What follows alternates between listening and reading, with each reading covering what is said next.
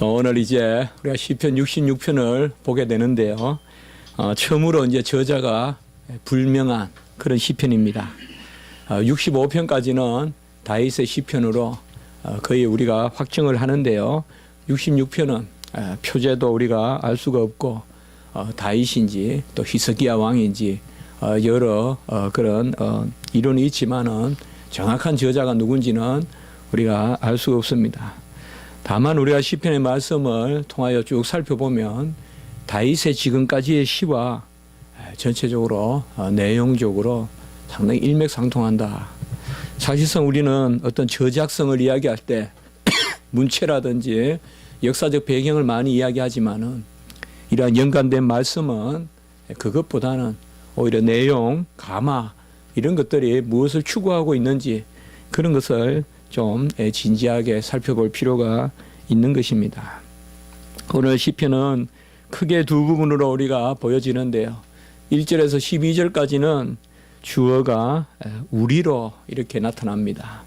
그리고 13절부터 20절까지는 내가 이렇게 주어가 되어 있는 그런 시편으로 되어 있습니다. 대체로 우리라는 부분은 민족적인 이야기, 또 나라를 향하신, 또 교회를 향하신 하나님의 섭리를 노래한다고 볼 수 있고, 또 나에 대한 그런 시편은 은밀하게 내가 하나님 앞에 의지하는 부분, 또 하나님께 구하는 것, 또 나의 내어놓아야 될 어떤 죄 이런 것을 이야기한다고 하겠습니다. 시편에서 우리가 이미 많이 매주 살펴보면서 왔지만은 이런 우리와 나의 이런 강구가 함께 들어있는 것은 대체로 제왕적인 그런 또 시편이라고도 볼 수 있습니다. 왕들이나 제사장이 우리라는 이름으로 어떤 국가적인 그런 회개 이런 것을 또 하나님 앞에 내어놓고 또 그 가운데서도 시편의 어떤 그런 은밀함 또 시심 이런 게 있기 때문에 결코 시편은 자기 자신을 떠나지 않는 거죠. 자기 자신이 하나님 앞에 내어놓는 것이기 때문에 그래서 오늘 시편도 그 가운데서 살펴볼 수가 있습니다. 먼저 1절과 2절에 보면 아주 좀 격앙된 그런 목소리로 온 땅이 하나님께 즐거운 소리를 내고 그의 이름의 영광을 찬양하고 영화롭게 찬송할지다라고 이렇게 먼저 운을 떼고 있습니다. 온 땅이 즐거운 소리를 내라 이렇게 말하고 있습니다. 즐거운 소리가 뭘까요? 이것은 우리가 중심이 되어서 내가 내는 소리가 아닙니다. 즐거운 소리라는 것은 우리가 즐거운 소리를 낸다면 그것은 곧 사라질 것이고 세상은 즐거운 그런 괴성을 많이 함성을 지르기도 하지만 얼마나 허탈합니까? 올림픽의 금메달도 그렇고 우리가 살아갈 때 보면 얼마나 허무한 것에 과도하게 기뻐합니까? 그 다음에 오는 허탈함 이런 것은 오히려 기쁨이 주는 것보다 그 허탈함이 훨씬 큽니다. 너무 과도하게 밀려오는 썰물의 그런 즐거움은 밀물의 즐거움은 썰물의 쓸쓸함을 낳게 마련이거든요. 그래서 지혜로운 사람은 너무 많이 붙들지도 않고 또 너무 많이 마음에 채우지도 않습니다. 어느 정도 채울 줄도 알고 비울 줄도 알고 그런 것이 지혜라면 어찌 우리가 즐거운 소리를 낼 것인가? 즐거운 소리는 결코 우리 자신으로부터 나온 소리가 아닙니다. 바로 2절이 그것을 보여주고 있는데요. 그의 이름의 영광을 찬양하는 것. 그 찬양과 영화롭게 하는 것은 그의 이름의 영광을 돌려드리는 것입니다. 바로 하나님이 우리 안에서 일하셨다. 하나님의 이름으로 모든 일을 되돌리는 것. 이것이 바로 우리가 즐거운 소리를 내는 것입니다. 그것은 간혹은 아주 작은 신음소리가 되기도 하겠고 또 암암리에 내밀하게 기뻐하면서 하나님께 돌려드리는 그런 고백도 되겠죠. 모든 일을 주님께서 하셨습니다. 주의 이름으로 영광을 찬양하고 돌리드는 그것이 즐거운 소리입니다. 하나님이 주어가 되지 않는 즐거움은 허탈합니다. 그 즐거움은 분명히 우리에게 몇 배나 큰 그런 것을 앗아갑니다. 하나님이 주시는 즐거움이야말로 정말 차곡차곡 쌓이는 즐거움이고 우리를 기름지게 하고 살찌게 하고 정말 평강 가운데서 우리를 이끌어가는 것입니다. 하나님의 이름으로 우리 속으로부터 나오지 않는 그런 즐거움은 사실상 다 욕된 것이고요. 다 허무한 것이고 겨와 같이 날아다니는 겨와 같이 사라지는 것입니다. 주님께서 우리 안에 하신 일인데 3절에 보면 주의 일이 어찌 그리 어미하신지요. 우리가 지난주에도 이런 유사한 말씀을 봤습니다마는 주의 어미로우심 아주 어김없이 주님께서 행하셨다는 것입니다. 그래서 도무지 나는 나를 믿지만은요. 나는 내일 내가 무엇을 할 것이다. 그래 내일 오후에 만나지. 뭐 나는 약속을 잘 지켜. 이렇게 말하지만은 여러분 우리가 한 주간 하나님 앞에 약속을 잘 지켰습니까? 사실상 나는 어떻게 보면 내가 믿을 수 없는 존재입니다. 나도 나를 모른다 이 말이에요. 지금 가다가 무슨 일에 다쳤을 때 내가 화를 낼지 내가 길에 떨어져 있는 것을 나 모르게 슬쩍 죽을지 나도 모릅니다. 내 입에서 무슨 말이 나올지 나도 몰라요. 어떤 폭언을 행사할지 어떤 그런 악한 마음을 품을지 어떤 저주를 퍼부을지 나도 몰라요. 아무도 몰라요. 그러나 주님께서 내 안에서 하시는 일은 아주 의미롭습니다. 어김이 없습니다. 주님을 주어로 삼고 주님을 주인으로 삼고 우리가 주의 이름으로 행하는 일들은 어김이 없습니다. 주님께 구하여서 주님이 나를 움직여서 행하는 것, 그것은 어김이 없습니다.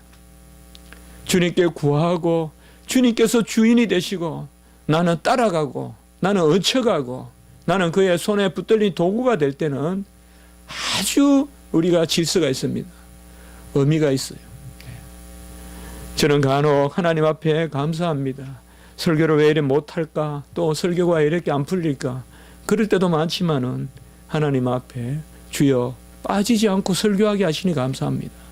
매주 빠지지 않고 설교하게 하시니 감사합니다. 주님의 의미로움이 계시기 때문에 매주마다 말씀을 주시고 또 말씀을 증거하게 하시니 감사합니다. 제가 대학교 다닐 때를 한번 생각해 봅니다. 이런 규칙적인 생활을 한 적이 없어요. 뭔가 이렇게 변함없이 한 적이 없어요. 막 힘을 내서 몇 달간 시간을 정해서 공부해보고 한 적도 있지만 이렇게 왕십리교회 있을 때도 7년 8년 한 주도 빠지지 않고 설교하게 하시고 미국에 있어서도 그 눈이 많이 오는 미시간을 2시간씩 차를 타고 다니면서 그 양복 430km 서울에서 부산 가는 거리를 그 눈이 오거나 또 덥거나 그 미시간의 디트로이트까지 계속 다닐 때도 하나님이 의미로우심으로 행하셨다. 제가 그렇게 설교하는 것이 아니다. 제가 제 규칙과 제 열심과 제 부지런함 가지고는 안 된다. 하나님의 이름으로 하기 때문에 하나님이 내 안에서 주의 일을 이루시기 때문에 3절에 주의 일이 어찌 그리 의미하신지요. 우리는 간혹 내가 무엇을 한다 하지 말고 하나님이 하실 것이라고 믿고 나아갈 때 내가 알지 못하는 놀라운 비밀스러운 일을 수년 내에 이룬다 이 말이야. 1년 내에 2년 내에 이룬다 이 말이에요. 급작스럽게도 이룬단 말이에요.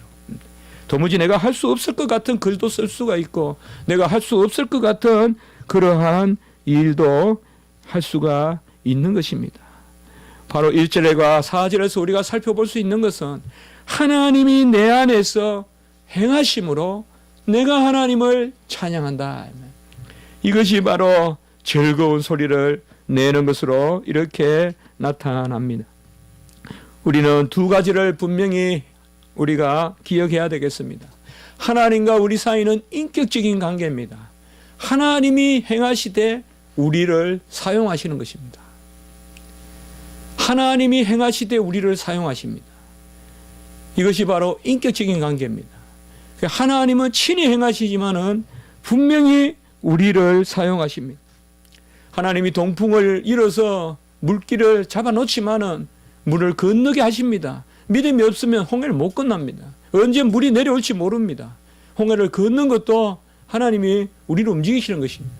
여리고는 하나님이 이미 무너뜨리도록 작정되어 있는 것이지만은 하나님은 그 여리고를 돌게 하십니다. 바로 이런 것이 하나님과 우리 사이의 인격적인 관계입니다. 여호와는 승리하시는 하나님, 여호와 니시, 이미 아말렉을 물리치는 계획 가운데 계시지만 아론과 홀을 통하여서 바로 그 모세의 지팡이를 들을 때, 사람이 움직일 때 하나님은 그런 아말렉을 물리치신 것입니다. 바로 우리가 하나님 앞에 인격적으로 찬미하는 것은 바로 먼저는 우리가 인격적으로 하나님께 사용된다는 것입니다. 하나님은 우리를 집요하게 사용하십니다. 요나와 같이, 모세와 같이, 엘리야와 같이 어떤 수단을 쓰서라도 이곳에 저곳에 보내시고, 또 어떻게 간혹은 혼절할 만큼 절망에 빠뜨리기도 하지만은 하나님은 끝내는 우리를 사용하십니다. 하나님이 우리를 사용하시는 가운데서 즐거운 소리를 내게 하시는 것입니다. 이 즐거운 소리가 바로 인격 가운데서 하나님께 돌려드려지는 찬미인 것입니다. 그래서 하나님이 우리를 택하시고 우리를 두시는 목적은 뭐냐 하면 인격적으로 우리를 사용하시고 인격적인 찬미를 받기 위해서, 우리가 하나님의 형상을 하고 하나님의 일을 하고 하나님의 백성으로 자녀로서 인격적으로 하나님께 영광을 올려드려요. 이것은 본날 온 산을 뒤덮는 어떤 개나리와 어떤 진달래가 하나님을 찬미하는 것보다 훨씬 귀하고 고상하고 높은 찬미입니다. 한강의 물을 들어서 하나님을 영화롭게 하는 것보다 우리 자신의 인격적인 찬미가 하나님을 훨씬 더 귀하게 하는 것입니다. 오늘 특별히 6절에 보면 이러한 하나님이 행하신 의미로움을 6절에서 보여주고 있습니다. 그 6절은 바로 역사적 배경입니다. 아까 말씀드렸죠. 우리라는 것으로 지금 이스라엘을 구원하신 하나님. 하나님이 바다를 변하여 육지가 되게 하셨으므로 무리가 걸어 강을 건너 기뻐하였도다. 주로 말미암아 기뻐하였도다라고 이렇게 말씀합니다. 6절에서는 생명을 주신 하나님을 우리가 기억해 볼 수가 있겠습니다. 바다를 변하여 육지가 되게 하신 사건, 이것은 크게는 홍해 사건이고 또 요단 사건도 우리가 생각해 볼 수가 있겠습니다. 그러나 우리가 바다를 변했다고 했으니까, 그러나 이스라엘 백성들에게 바다라는 개념은 홍해일 수도 있고 또 요단 강일 수도 있습니다. 그래서 어쨌든 큰 물을 바다라고도 표현하는 경우가 있는데요. 어쨌든 하나님이 바다를 변하여 육지가 되게 하셨다. 생명을 살리는 일을 하셨습니다. 그리고 무리가 걸어서 강을 건너고, 우리는 간혹 하나님이 바다를 갈르시고 바다가 육지가 되게 하신 거죠. 동서고금을 통하여 바다를 걸어간 사람의 역사가 있습니까? 인류 역사상 바다를 걸어서 걷는 사람이 있냔 말이에요. 오늘 여기에서 걸어서 바다를 면하여 육지가 되게 해서 걸어서 강을 건너고, 바다도 나오고 강도 나오지만 다 이 큰 물이란 말이에요. 그러니까 우리가 홍해라고 볼 수도 있고 요단이라고 볼 수 있는데, 걸어서 어떻게 사람의 발이 닿지도 않는 그러한 바닥을 걸어서 건넙니까? 여기는 하나님이 친히 하신 일과 인격적인 그러한 일이 있는 거죠. 하나님은 육지를 드러나게 하시고 사람은 걷게 하시는 것입니다. 우리는 간혹 육지가 보이면 당연히 걸을 것 같죠. 과연 그럴까요? 우리가 그만한 믿음이 쉽게 있을까요? 분명한 홍해인데 지금 물이 아주 벽으로 쌓여 있습니다. 거기에 길이 났습니다. 물론 뒤에는 이스라엘 애굽에 그런 기병이 쫓아오니까 이리 주거나 저리 주거나 가보자 하면서 갈 수도 있겠지만, 어쨌든 아무리 바다가 물이 섰다고 해도 그것을 건너는 것은 그렇게 만만한 그런 믿음이 아닙니다. 그래서 잠잠히 기도하라고 한 거예요. 홍해를 건너기 전에 기도했어야 됐단 말이에요. 기도했기 때문에 이스라엘 백성이 홍해를 건넌 거예요. 하나님은 동풍으로 물을 마르게 하시고 이스라엘 백성들은 기도로 믿음을 가진 것이에요. 믿음 가운데서 그 홍해를 걷는 것입니다. 이것이 바로 하나님과 우리 사이의 일입니다. 하나님은 바깥에서 일하고 우리는 그저 방관하게 하지 않습니다.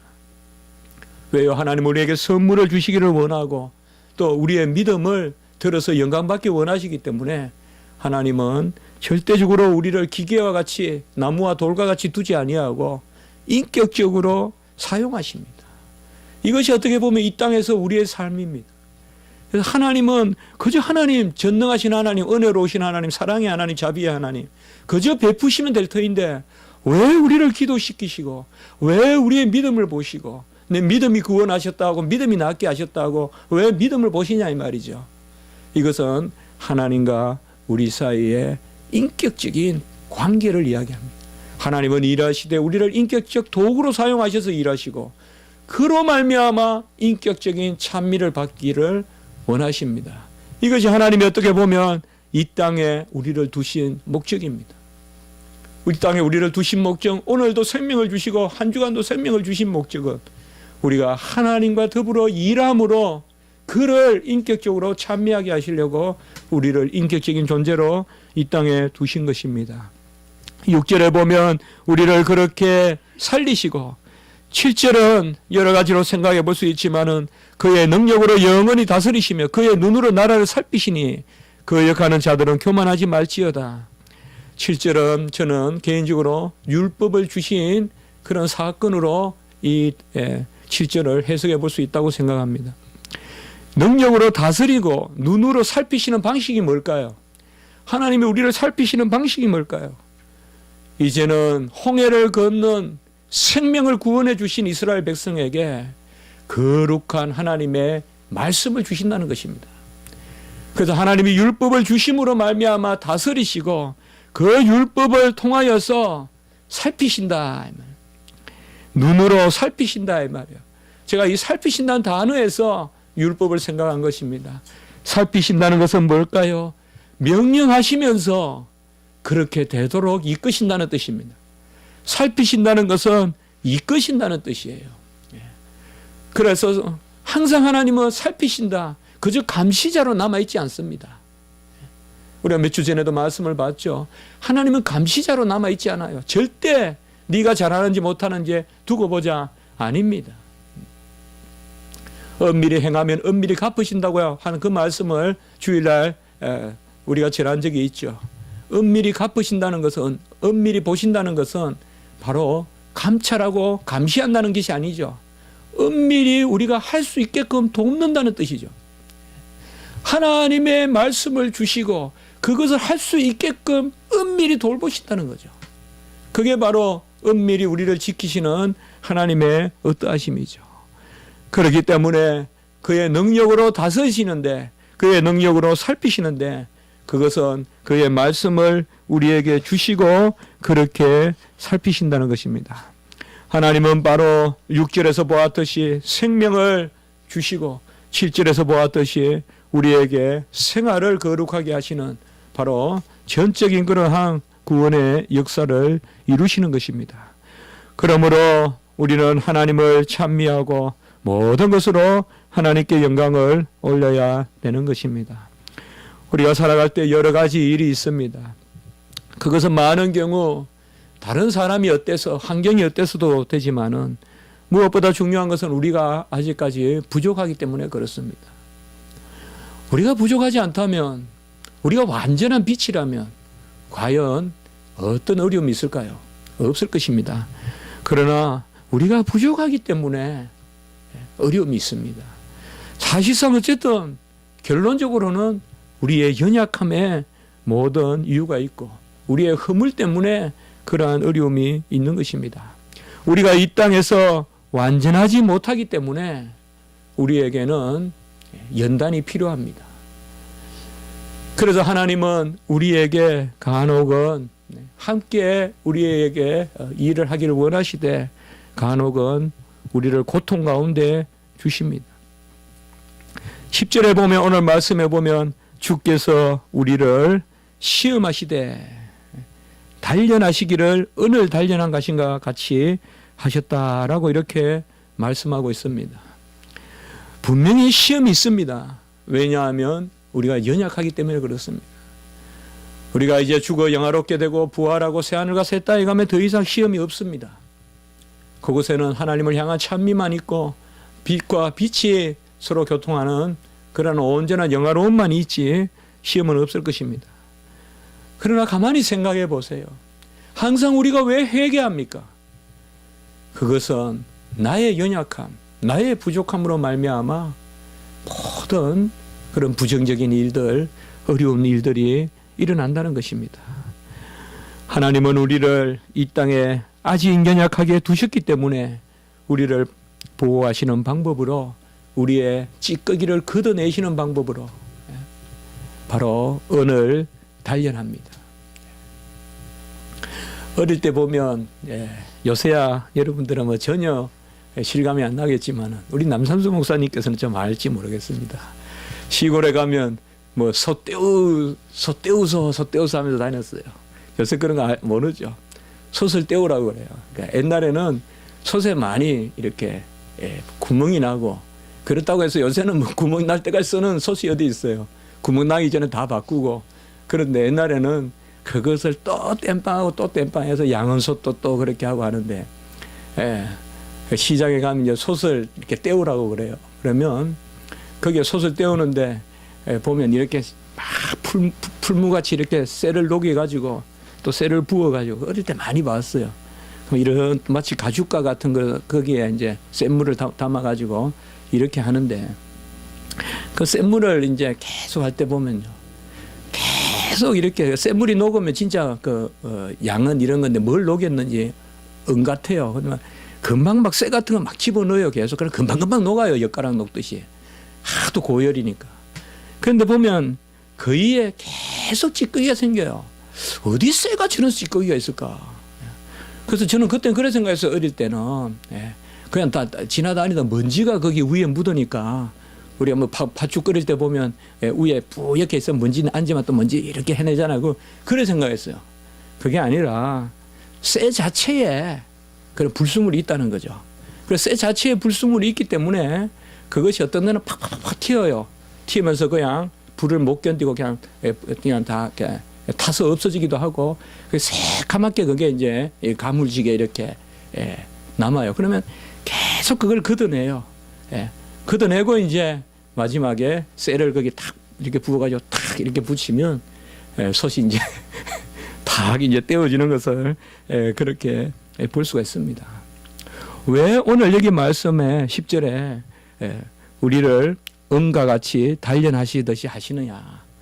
이것은 좀 더 강하게 하기 위하여라는 의미도 있지만, 그것보다 1차적인 의미는 순수하게 하기 위하여. 그러니까 순수하게 하기 위하여 은을 단련한다 이 말이죠. 뭔가 막 뛰어나게 이런 게 아니라 순수하게, 그냥 가만히 놔두면 보이지도 않는데 하나님이 보시면 불순물이 보이는 거예요. 우리가 하나님이 보시면 불순물이 보여요. 우리는 여기 은숟가락이 있어요. 은숟가락 우리는 다 100% 은과 같죠. 그런데 그걸 녹이면 그 위에 찌꺼기가 뜬단 말이에요.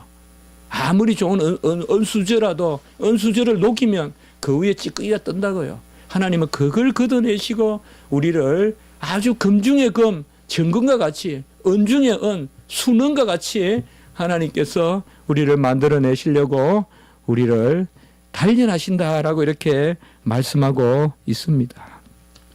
히브리서 12장 2절에 보면 예수님께서도 그 앞에 있는 기쁨을 위하여 십자가를 참으사 부끄러움을 개의치 아니하시더니 하나님 보좌 우편에 앉으셨느니라 라고 이렇게 말씀하고 계십니다. 우리 예수님도 인생 가운데서는 부끄러운 가운데서 처하기도 하시고, 그러나 그 앞에 있는 기쁨을 위하여 참으셨다라고 이렇게 말합니다. 같이 합니다. 주를 즐거워하는 것이 우리의 힘이다. 여러분, 즐거워하는 것이 힘입니다. 즐거워해야지 오래 참을 수 있어요. 즐거워해야지 이길 수 있어요. 너무 노심초사하고 너무 인생의 근심으로 가득 차 있으면 우리가 오래 견딜 수가 없어요. 우리 주님께서도 하나님 앞에 놓여 있는 그 기쁨을 위하여 십자가를 즐겁게 지시고 끝내는 보호자 우편에 올라가셨다라고 이렇게 말씀하고 있습니다. 우리가 괴로워할 일이 뭡니까? 우리 집도 보면 싸울 일이 없거든요. 정말 싸울 일이 없어요. 애들도 뭐 그 정도면 뭐 됐죠. 그 뭐 얼마나 착해요. 그래도 매일 싸운단 말이에요. 어느기하고 엄마하고 싸우고 엄마하고 저하고 싸우고 이거 왜 이럴까? 그래 간혹 이제 우리가 화해할 때는 그런 또 계속 그런 이야기를 한다 이 말. 응? 우리 집에 싸울 일이 뭐가 있냐 이 말이에요. 참 이런 말 하기 두렵지만은 물론 근심 없는 사람이 있겠고 걱정 없는 사람이 있겠어요. 캐내면 다 있죠. 예? 예? 족보 따지면 다 있죠. 눈을 돌리면 다 슬픈 일들이 많죠. 그래도 하나님이 얼마나 기쁜 일을 많이 주시고 예? 이렇게 즐겁게 하시는데 평소에 즐거워해야 비상시에 우리가 빨리 달릴 수 있어요. 평소에 즐거움의 힘이 없으면요 급할 때 쓰러져요. 평소에 즐거움의 힘을 가져야 돼요. 예? 세상에서는 무슨 뭐 내공이니 이런 말을 많이 쓰던데 우리 기독교인들의 내공은 다른 거 아니에요. 주를 즐거워하는 거예요. 예? 하나님이 살아계심을 즐거워하고 하나님이 내일도 나를 위하여 계획을 가지고 계신 것을 즐거워하고 그저 즐거운 거예요. 예. 지금 내가 바닷속에 갇힐 수도 있고 지금 내가 어떤 불 속에 들어갈 수도 있는데 하나님이 이렇게 나를 보호하고 계신다는 이 자체를 즐거워하고 말이죠. 지금 마음껏 내가 걸을 수 있는 내가 38년 된 병자같이 쓰러져 있을 수도 있는데 나를 이렇게 걸을 수 있게 하신다는 거 이것을 즐거워하고 저도 그렇거든요. 그렇게 하나님 앞에서 기도해가지고 신학교에서 학생들 가르치고 교수하고 그렇게 막 1,000명을 2,000명을 그렇게 가르치고 전국의 목사님들을 배출한 그런 교수가 됐으면서도 논문 쓴다고 불평한단 말이에요. 가만히 생각해 보면 글 쓸 게 불평할 거란 말이에요. 못 쓰면 못 쓴데 내놓으면 되고 그러면 되는데 그거 가지고 끙끙 앓고 참 그런 것을 많이 생각하죠. 지금 워싱턴에 가신 그 유영열 교수님이 이제 지나간 이야기인데 그 설교한 논문이라 좀 쉽게 쓰는지 꼭 글을 거의 안 쓰고 기다려요. 그러면서 뭐 걱정 안 하는 하나님이 다 하신다는 거예요. 그래서 저 속으로 아니 글을 어떻게 하나님이 쓰시냐. 예? 글은 사람이 쓰지. 그런 생각도 했는데 지금 생각해 보면 그런 말도 영 맞지 않는 것도 아닙니다. 하나님이 우리를 단련할 때가 있습니다. 오늘 11절에 보면 우리를 끌어서 그물에 걸리기도 하세요. 하나님이 하신 거예요. 그냥 잘 있는 우리를 그냥 그냥 물고기가 그냥 그물에 걸리고 새가 그냥 덫에 걸리듯이 훅 집어 던져가지고 덫에 걸리기도 하시고 어려운 짐을 우리 허리에 메어도 두시고 하나님이 하신단 말이에요. 지금 어려운 짐을 우리 허리에 메어도 두시고 사람들이 우리 머리를 타고 가기도 하시고 이것은 그야말로 적들이 쓰러져 있는 병사들을 밟는 그런 모습이라고 생각하면 된다고 주석되어 있어요. 보니까 사람들이 우리 머리를 타고 가기도 하시고 그리고 불과 물을 통과하였더니 이것은 그대로 해석해서 바로 불과 물이니까 배가 타서 여러분들 배에서도 타서 죽잖아요. 배에서 그 바닷물 그러니까 물에 뛰어들어가 죽는데 결국은 배가 불이 나면 배에 불이 많이 나거든요. 그래서 불과 물을 통과시켰다 이것은 타는 배 안에서도 살게 하시고 그렇게 또 주석되어 있더라고요. 근데 저는 이것은 불일 때는 구름 기둥 주시고 물일 때는 불 기둥 주시고 그렇게 우리를 다 끌어내셔서 같이 합니다. 우리를 끌어내사 풍부한 곳에 들이셨나이다. 네. 바로 이것이 가나안 땅이라고도 볼 수가 있고요. 그래서 제가 가나안 땅으로 본다 그러면 이 풍부한 곳이란 말은 물이 풍부하다는 뜻이거든요. 네. 물이 가득한 곳으로 잘 관계가 되는 물이 잘 그렇게 물을 대기도 하고 하는 그곳으로 우리를 들이셨다 이렇게 말씀하고 있습니다. 여러분, 우리는 현상적으로 인생을 살면서 우리가 헤아리는 것으로 뭐 하나님이 덜 주실 때도 있고, 그러나 분명한 것은 이것은 우리의 고백입니다. 분명히 하나님은 우리를 풍부한 곳으로, 물이 많은 곳으로 드립니다. 어떠한 일이 있더라도 하나님은 우리를 단련시키시